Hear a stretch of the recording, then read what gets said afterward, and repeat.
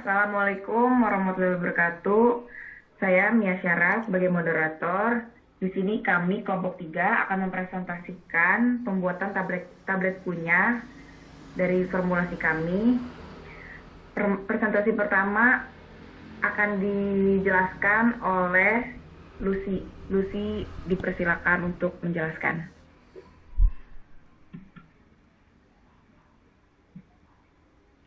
Yang pertama ada formulasi dan perhitungan. Formulasi tablet kunyah antalgin dengan bobot 200 mg per tablet. Untuk zat aktifnya ada antalgin 85 mg, 80 mg, pengikatnya amilum 10%, lalu dilarutkan dengan aquades. Penghancur dalamnya ada cornstarch 8%, pengisinya ada laktosa. Penghancur luarnya ada apisel pH 102 10%, glidan ada talc 1%, antiadherennya menggunakan engestearat 0,80%, pemanisnya ada sodium sakarin 0,80% dan sodium siklamat 1%. Untuk pewarnanya ada strawberry sebanyak 0,4%.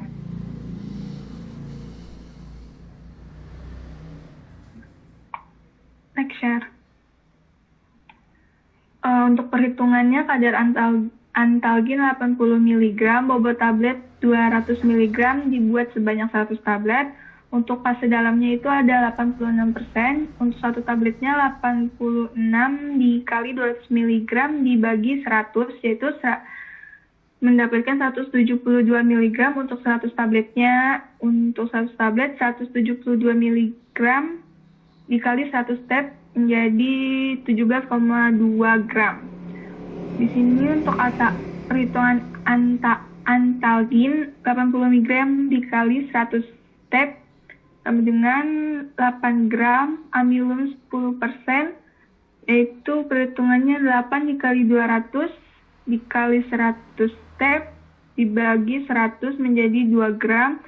Untuk cornstarch-nya itu 8%, yaitu 10 dikali 200 mg dikali 100 step dibagi 100, hasilnya 1,6 gram, dan laktosa yaitu 17,2 gram dikurang 8 gram ditambah 2 gram ditambah 1,6 gram dan hasilnya 5,6 gram untuk laktosa yang dipakai. Lanjut share. Untuk fase luarnya yaitu 14%, untuk satu tabnya itu 14 dikali 200 mg dibagi 100 dan hasil yang didapatkan 28 mg. Untuk 100 tabnya 28 mg dikali 100 tab yaitu 2,8 gram. Lalu bahan-bahannya ada apisel pH 102 10%. Perhitungannya 10 dikali 200 mg dikali 100 step dibagi 86, hasilnya 2,326 gram. Selanjutnya talkum 1%, perhitungannya 1 kali 200 mg dikali 100 step dibagi 86, hasilnya 0,233 gram. Selanjutnya engestearat 0,80%, perhitungannya 0,80 dikali 200 mg dikali 100 step dibagi 86, hasilnya 0,186 gram. Lalu ada sodium sakarin 0,80%, perhitungannya 0,80 dikali 200 mg dikali 100 step dibagi 86, hasilnya 0,18 gram. Untuk sodium siklamat 1%, perhitungannya 1 kali 200 mg dikali 100 step dibagi 86, hasilnya 0,233 gram. Dan yang terakhir strawberry 0,4%, perhitungannya 0,4 dikali 200 mg dikali 100 step dibagi 86 dan hasilnya 0,093 gram. Untuk penimbangan bahan di sini pas sedalannya itu untuk 100 tablet ada antalgin 8 gram, amilum 10% 2 gram, cornstarch 4% 1,6 gram, dan laktosa sebanyak 5,6 gram. Untuk fase luarnya, untuk 100 tablet yaitu ada Apisel pH 102 10% sebanyak 2,326 gram, talkum 1% sebanyak 0,233 gram, MG stearat 0,80% sebanyak 0,186 gram, sodium sakarin 0,80% sebanyak 0,1886 gram, sodium siklama 1% sebanyak 0,233 gram, dan stauberin 0,4% sebanyak 0,093 gram. Selanjutnya akan dibacakan oleh Lucky.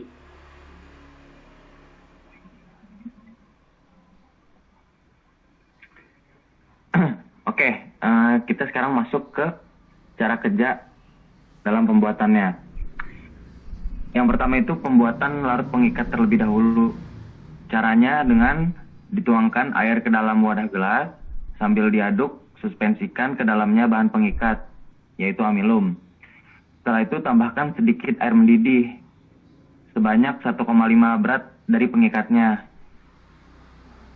Teruskan pengadukan hingga diperoleh cairan kental dan putih. Lalu setelah pembuatan larutan pengikat, kita masuk ke granulasi. Di granulasi ini, yang pertama harus dilakukan yaitu ayak zat aktif, yaitu antalginnya, terus bahan penghancurnya yaitu cornstarch, dan pengisinya yaitu laktosa, sebelum dicampur menggunakan ayakan MES 30. Lalu habis itu tuangkan zat aktif, bahan pengisi, dan penghancur tersebut ke dalam baskom. Aduk homogen selama 5 menit dan tambahkan larutan pengikat. Suhunya itu 60 derajat hangat gitu. Aduk hingga menjadi massa yang kompak. Bila perlu ditambahkan air hangat lagi.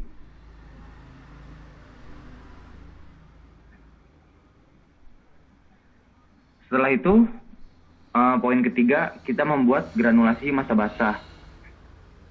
Granulasi massa basah sendiri dilakukan dengan cara yaitu dengan ayakan MES 12 hingga terbentuk granul yang baik. Setelah itu dikeringkan granulat di dalam lemari pengering yang telah dialasi kain batis pada suhu 40-50 derajat Celcius semalaman. Kadar airnya itu kurang dari 5%. Setelah granulasi massa basah, kita masuk ke pencampuran akhir. Yang harus dilakukan yaitu pertama, ayak granulat yang telah kering dengan ayakan MES 12, masukkan granul ke dalam kantong plastik. Setelah itu tambahkan ke dalamnya bahan penghancur, glidan, dan anti-adheren yang telah diayak dengan MES 12. Setelah itu kocok kantong plastik selama 5 menit. Selanjutnya itu ada evaluasi granul. Ada yang pertama itu evaluasi uji aliran granul. Syaratnya itu kurang dari 10 detik.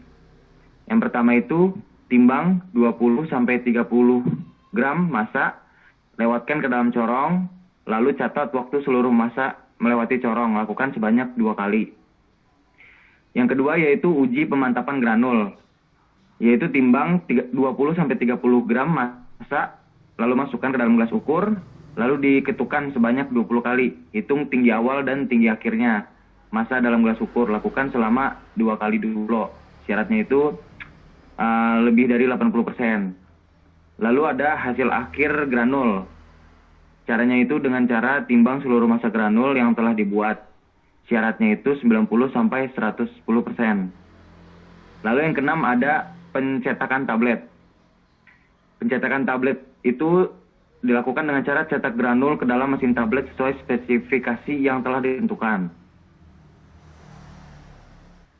Selanjutnya yakni hasil dan pembahasan. Yang pertama evaluasi granul uji evaluasi granul yang dilakukan. Yang pertama uji waktu alir dengan persyaratan kurang dari 10 detik.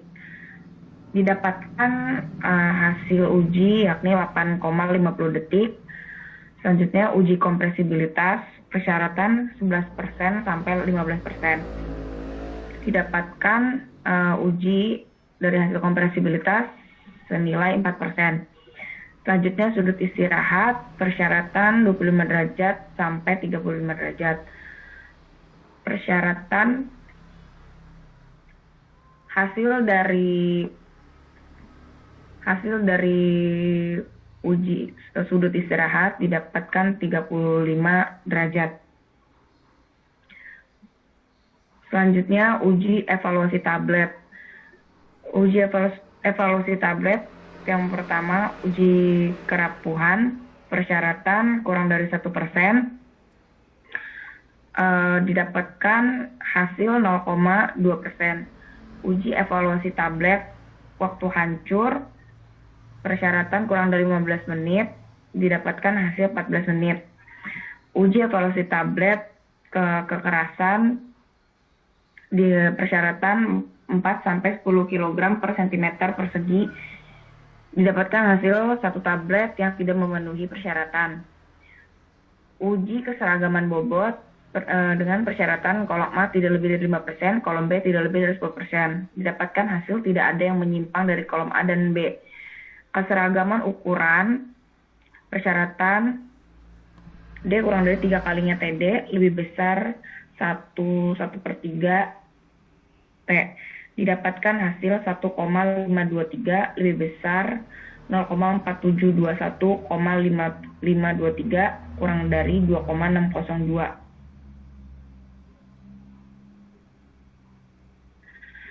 Selanjutnya di sini perhitungan uji kerapuhan. Bobot awal 0,300 gram dan bobot setelah pengujian 0,300 gram. Dengan rumus F sama dengan WO. WO adalah bobot awal dan WT adalah bobot setelah pengujian dikali 100% dibagi bobot awal. Didapat dengan hasil 0% yaitu memenuhi syarat. Selanjutnya waktu hancur 15 kurang 1,04 sama dengan 13,56 kurang 15 menit, yakni hasil memenuhi syarat. Ketiga, kekerasan tablet. Dari tabel pada kolom ini didapatkan 1 tablet tidak memenuhi syarat. Selanjutnya, keseragaman bobot.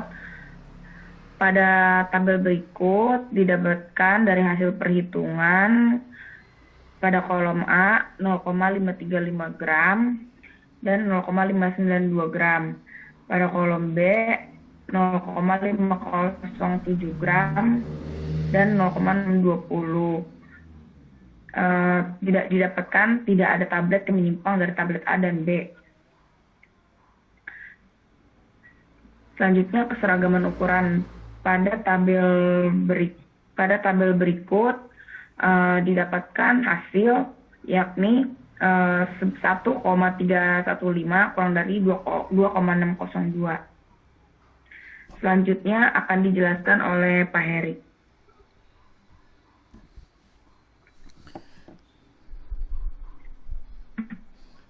Baik, saya lanjutkan.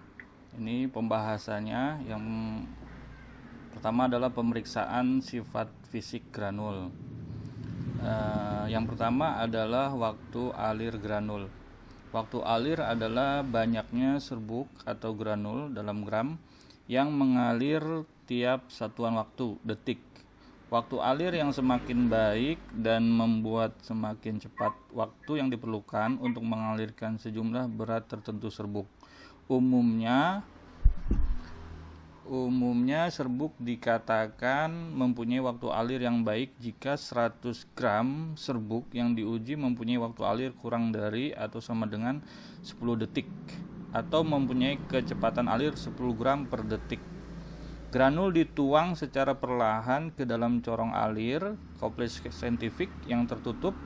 Tutup corong dibuka dan granul akan mengalir keluar. Waktu yang diperlukan semua granul untuk melewati corong dihitung menggunakan stopwatch, kemudian dicatat. Next.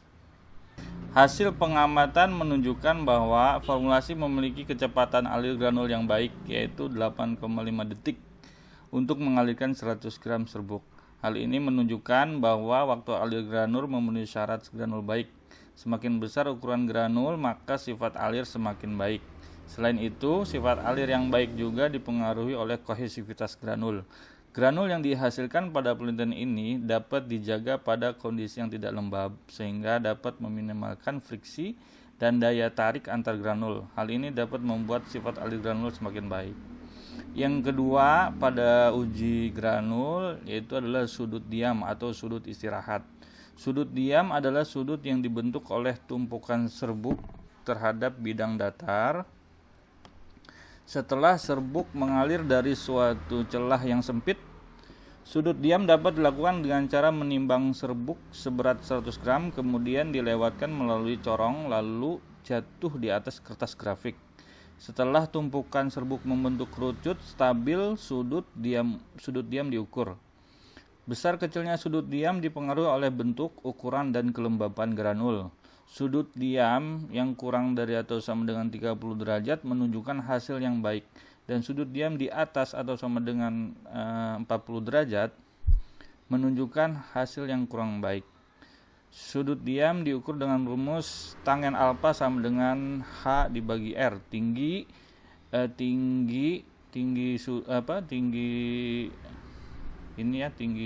tumpukan dibagi jari-jari.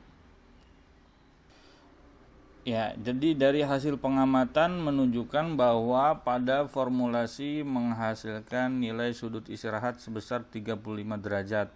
Hal ini menunjukkan sudut istirahat granul masih tergolong baik. Sudut istirahat dipengaruhi oleh ukuran partikel. Semakin kecil ukuran partikel, maka kohesivitas partikel makin tinggi yang akan mengurangi kecepatan alirnya sehingga sudut istirahat yang terbentuk semakin besar. Uji granul yang ketiga adalah kompresibilitas. Pengujian dilakukan dengan cara memasukkan granul sebanyak 100 ml ke dalam gelas ukur. Gelas ukur dipasang pada alat uji pengetapan RWK dan dihentakkan sebanyak 500 kali. Hentakan diulang hingga volume granul konstan. Nilai yang didapatkan pada pengujian ini berupa indeks kompresibilitas. Next. Oke, ini rumusnya. Kita langsung ke hasil pengamatannya. Berdasarkan pengamatan, formula menghasilkan nilai kompresibilitas granul sekitar 14%. Hal ini menunjukkan bahwa kompresibilitas granul tergolong cukup baik. Kompresibilitas granul tablet kunyah dipengaruhi oleh bentuk, kerapatan, serta ukuran granul. Bentuk dan ukuran granul yang seragam akan mempermudah dalam proses pengempaan tablet kunyah sehingga menghasilkan tablet kunyah dengan kompaktabilitas yang baik. Yang kedua adalah uji pemeriksaan mutu fisik tablet. Oke, yang pertama yaitu adalah uji kerapuhan tablet. Kerapuhan menggambarkan ketahanan tablet dalam melawan tekanan mekanik akibat goncangan dan pengikisan selama proses pengemasan maupun transportasi. Tekanan dapat membuat tablet menjadi rusak. Oleh karena itu harus mampu menahan tekanan agar tidak timbul kerusakan. Uji kerapuhan suatu tablet dapat diprediksi dengan pengujian 20 tablet menggunakan variabilator tester. Nilai kerapuhan dinyatakan sebagai persentase bobot yang hilang, yaitu tidak boleh lebih dari 1%. Batas kehilangan berat yang masih dapat dibenarkan adalah 0,5% sampai 1% dan sebaiknya tidak melebihi 0,8%.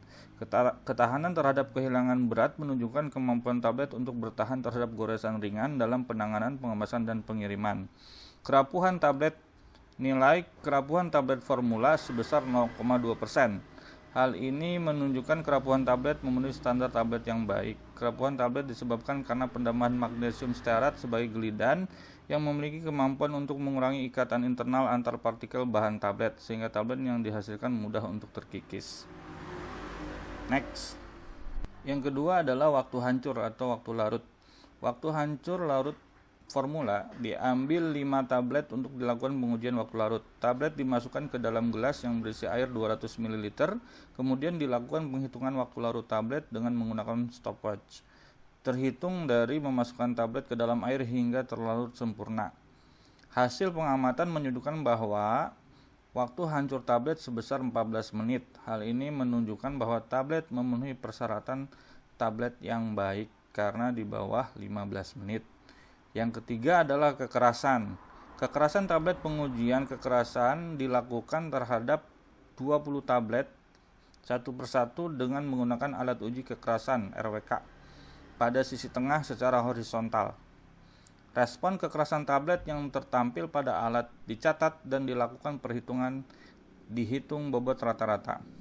Berdasarkan hasil pengamatan, nilai kekerasan tablet yang dihasilkan seragam dan berkisar antara 4 sampai 10 kg per cm kubik. Kekerasan tablet diatur sedemikian sehingga seluruh formasi dapat seragam, sehingga perbedaan sifat fisik yang terjadi hanya dipengaruhi oleh variasi formulasi. Selain itu, kekerasan diatur hingga tablet yang dihasilkan cepat hancur tetapi masih memiliki nilai kerapuhan yang memenuhi syarat. Next. Oke, yang keempat adalah keseragaman bobot. Sebanyak 20 tablet ditimbang satu persatu, kemudian dicatat bobotnya pada neraca analitik. Dihitung bobot rata-ratanya. Semakin kecil perbedaan bobot, semakin seragam sediaan yang dihasilkan. Perhitungan dilakukan dengan menentukan nilai penerimaan sesuai kompendia. Berdasarkan hasil pengamatan, nilai keseragaman bobot tidak ada yang menyimpang dari kolom A dan kolom B. Sesuai persyaratan, kolom A tidak melebihi dari 5% dan kolom B tidak melebihi 10%. Nilai keseragaman bobot yang rendah dan memenuhi persyaratan ini menunjukkan bahwa sediaan yang dihasilkan seragam. Sifat alir granul yang baik berkontribusi pada keseragaman sediaan tersebut. Selain itu, variasi bahan yang digunakan tidak mempengaruhi fluktuasi bobot tablet yang dihasilkan. Dengan demikian, variasi asam maupun lubrikan pada penelitian ini menghasilkan tablet yang memenuhi persyaratan keragaman bobot.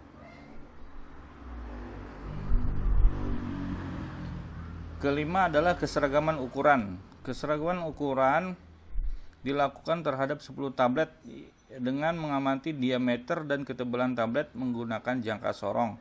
Hasil yang diperoleh menunjukkan bahwa formula tablet menghasilkan diameter tablet yang tidak lebih besar dari 3 kali tebal tablet dan tidak kurang dari 4/3 tebal tablet. Hal ini berarti tablet memiliki keseragaman ukuran yang baik. Ukuran tablet yang dihasilkan pada pengujian ini tidak dipengaruhi oleh variasi bahan yang digunakan. Next.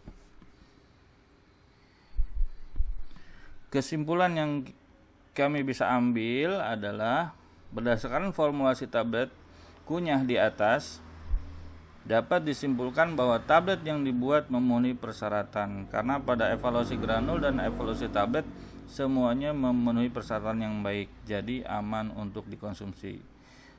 Mungkin untuk hanya itu yang bisa disampaikan. Terima kasih. Saya kembalikan kepada moderator.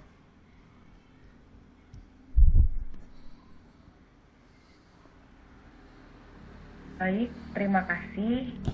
Sekian dari kelompok kami. Kurang lebih mohon maaf. Semoga apa yang kami sampaikan bermanfaat bagi semuanya. Wassalamualaikum warahmatullahi wabarakatuh. Waalaikumsalam warahmatullahi wabarakatuh.